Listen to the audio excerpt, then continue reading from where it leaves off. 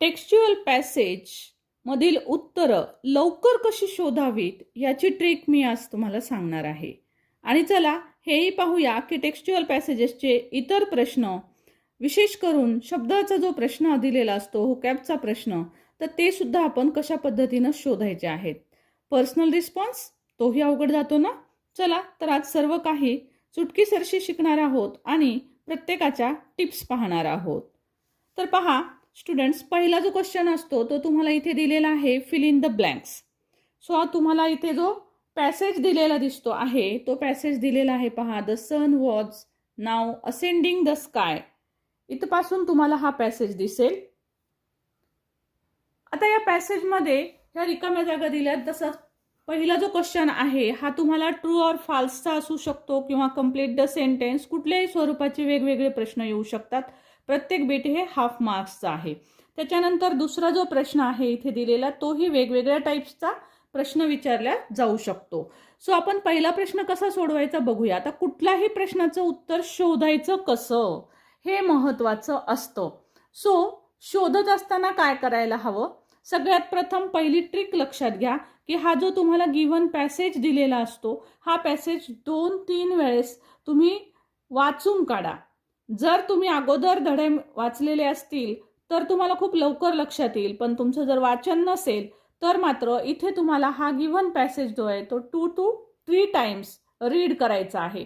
त्याच्यानंतर इथं दिलेलं जे वाक्य आहे पहा, the seagull had not eaten, हे वाक्य तुम्हाला ह्याच्यामध्ये वाचायचं आहे आणि शोधायचं आहे. The seagull had not eaten या पद्धतीनं जर शोधलं तर पहा इथे मी तुम्हाला अंडरलाईन करून दाखवलेलं आहे, ही हॅड नॉट इटन. इथपर्यंतचं वाक्य तुम्हाला इथं दिसेल. त्याच्या पुढचं जे वाक्य आहे, since the previous night fall. Simple आहे, एवढं आपल्याला पूर्णविरामपर्यंतचं वाक्य लिहायचं आहे. सो याच पद्धतीनं नेक्स्ट पाहायचं आहे, the sight of the food. The sight of the food, the sight of the food असं वाचत पाहायचंय, शोधायचं आहे. तर तुम्हाला इथे दिसेल बघा, the sight of the food maddened him. Okay, so इथे तुम्हाला मॅडन्ड हिम हे शब्द जे आहेत ते आपण इथं लिहिलेले दिसतात. सो याच पद्धतीनं तुम्हाला भरभर पॅसेज शोधायला मदत होते. ही पहिली महत्त्वाची ट्रिक वापरून की पॅसेज 2-3 वेळेस रीड करा. आणि दुसरी टिप म्हणजे इथं दिलेले जे वाक्य आहेत, अर्धवट वाक्य आहेत, तर ते या पॅसेजमध्ये कुठं आहेत ते पटकन शोधायचे. सेकंड बीट आहे पहा, arrange the events in proper sequence. तुम्हाला हे अरेंज करायला सांगितलेलं आहे. हा अतिशय सोपा असा प्रश्न आहे पहा. सो दुसरा प्रश्न बघा, arrange the events in proper sequence as per their occurrence. So तुम्हाला खालीवर वाक्य झालेले आहेत, हे योग्य क्रमाने वाक्य लिहायचे आहेत, त्याचा क्रम लिहायचा आहे. तो क्रम तुम्हाला या पॅसेजवरून समजतो. तुम्हाला जर लेसन व्यवस्थित माहिती असेल तर तुम्ही हा सिक्वेन्स अगदी हे सेंटेन्सेस वाचून सुद्धा सहज ठरवू शकता. सो इथे मी तुम्हाला हा सेंटेन्सचा क्रम दाखवलेला आहे. जे सुरुवातीला त्यांनी वाक्य दिले हे 3ऱ्या नंबरला येईल. सो यातलं पहिल्या नंबरला कोणतं वाक्य येईल ते तुम्हाला पाहायचं आहे. सो हे 3 नंबरचं जे वाक्य आहे ते फर्स्टला येईल, फर्स्ट नंबरला. सो तुम्हाला लिहित असताना पहिले हे वाक्य लिहायचं आहे.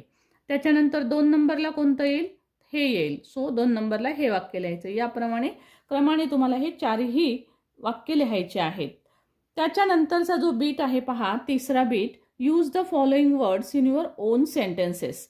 आता याच्यामध्ये तुम्हाला शब्द दिलेले आहेत आणि त्यापासून वाक्य बनवायला सांगितलेली आहेत. हा क्वेश्चन खूप वेगवेगळ्या प्रकारे येतो याच्यामध्ये. इथे तुम्हाला शब्दापासून वाक्य बनवायला सांगितलेलं आहे. कधी कधी इथे तुम्हाला जास्त करून जोड्या विचारल्या जातात. शब्द देतात, त्याचे समानार्थी म्हणजे सिनोनिमच्या जोड्या असतात किंवा अँटोनिमच्या जोड्या असतात. सो अशा प्रकारचे जोड्यांचे प्रश्न सुद्धा जास्त वेळेस विचारले गेलेले आहेत ह्या तिसऱ्या बीटमध्ये. सो इथे आपल्याला एक सेंटेन्स कोणतंही प्रिटेंड शब्द वापरून तयार करायचा आहे किंवा बेगिंग शब्द वापरून आपल्याला एक सेंटेन्स बनवायचे. तुम्ही एनी सेंटेन्स बनवू शकता, जे मी इथं बनवून दाखवलेलं आहे. चौथा प्रश्न आहे पहा, डू ॲज डिरेक्टेड. हा ग्रामरवरचा 2 मार्कांचा बीट असतो. सो याच्यामध्ये दिलेलं वाक्य आहे, begin the sentence with the feathers. याचा अर्थ काय की हे वाक्य व्हॉइसचं वाक्य आहे. जेव्हा जेव्हा बिगिन द सेंटेन्स विथ आणि याच्यानंतर जर ह्या दिलेल्या वाक्यातला ऑब्जेक्ट दिलेला असेल तर समजा की ते वाक्य व्हॉइसचं असेल. सो हे व्हॉइसचं वाक्य आहे. सो सिम्पली याचा व्हॉइस आपण बदललेला आहे. सो आन्सर मी इथे लिहिलेला आहे. सो तुम्हाला व्हॉइसचे नियम वापरून या प्रकारे याचा व्हॉइस चेंज करता येतो. सो त्याच्याच बरोबर दुसरं वाक्य दिलेलं आहे पहा, find out the tense in the sentence. म्हणजे तुम्हाला इथं टेन्सचं नाव लिहायचं आहे. आयडेंटिफाय द टेन्स असं न म्हणता वेगळी सूचना दिलेली आहे, परंतु इथे आपल्याला टेन्सचं नाव लिहायचं आहे. सो आपण टेन्सचे रूल्स वापरू आणि वॉज आणि स्टँडिंग आहे, त्यामुळे हा असेल वॉज म्हणजे पास्ट आणि स्टँडला ING लागले म्हणजे कंटिन्युअस. सो टू बी आणि कंटिन्युअस म्हणजे हा असेल पास्ट कंटिन्युअस. सो इथं आपण आन्सर लिहूया फक्त पास्ट कंटिन्युअस. गिवन सेंटेन्स लिहून सुद्धा तुम्ही याचा आन्सर लिहू शकता, किंवा गिवन सेंटेन्स न लिहिता सिम्पली नंबर सेकंड टाका आणि त्याच्या पुढे पास्ट कंटिन्युअस लिहा तरी सुद्धा चालतं. आता महत्त्वाचं बीट ज्याच्यासाठी खूपच टिप्सची गरज असते आणि ती म्हणजे पर्सनल रिस्पॉन्स. पर्सनल रिस्पॉन्सचा क्वेश्चन 2 मार्कांसाठी असतो आणि याचं उत्तर स्वतः मनाने लिहायचं असतं, हे तुम्हाला माहितीच आहे. सो आता याचं उत्तर कसं लिहायला हवं बघा. पहिले क्वेश्चन पहा कसा आलेला आहे. According to you what qualities will help us to develop our confidence. तुम्हाला कॉन्फिडन्स डेव्हलप करण्यासाठी क्वालिटीज विचारलेल्या आहेत. आता पहिली महत्त्वाची टिप लक्षात घ्यायची आहे की पर्सनल रिस्पॉन्सचा आन्सर लिहित असताना आपल्याला 6 ते 8 ओळीमध्ये उत्तर येईल या पद्धतीचं उत्तर लिहायचं आहे. मी तुम्हाला इथे 4-5 ओळींमध्ये ते लिहून दाखवलेलं आहे. सिंपल छोटे छोटे सेंटेन्सेस तयार करायचे, परंतु ते ग्रामॅटिकली करेक्ट असायला हवेत. ग्रामरच्या चुका दिसल्या तर याला मार्क कमी पडतात आणि बरेच विद्यार्थी म्हणतात की आउट ऑफ पडत नाहीत याचे मार्क्स. त्याचं कारण असतं तुमच्या ग्रामरच्या चुका. सो ग्रामरच्या चुका न करता 6 ते 8 ओळीत उत्तर जरूर लिहा. शक्य असेल तेव्हा एक पॅरेग्राफ त्याच्यामध्ये जरूर पाडा. अशा पद्धतीनं उत्तर जरूर लिहा. इथे मी जागेअभावी छोटं आन्सर लिहून दाखवलेलं आहे. सो या पद्धतीनं तुम्ही आन्सर मोठं नक्की लिहा, जेणेकरून तुम्हाला सर्व गुण मिळतील पैकीच्या पैकी.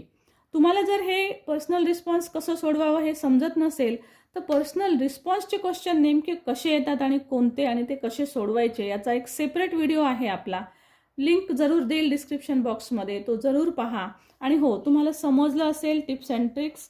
सो चॅनलवर नवीन असाल तर चॅनल सबस्क्राईब करा. व्हिडिओ आवडला असल्यास लाईक करायला विसरू नका. आपल्या चॅनलवर इतर सर्व व्हिडिओज इंग्रजी विषयाचे, ग्रामर, रायटिंग स्किल आणि मराठीचे सुद्धा उपयोजित लेखन, स्थूल वाचन या प्रकारचे अनेक व्हिडिओज उपलब्ध आहेत. सो व्हिडिओ जरूर शेअर करा. चॅनल सबस्क्राईब करून घ्या म्हणजे तुम्हाला पुढील लिंक्स मिळतील. Thank you so much for watching. Thank you.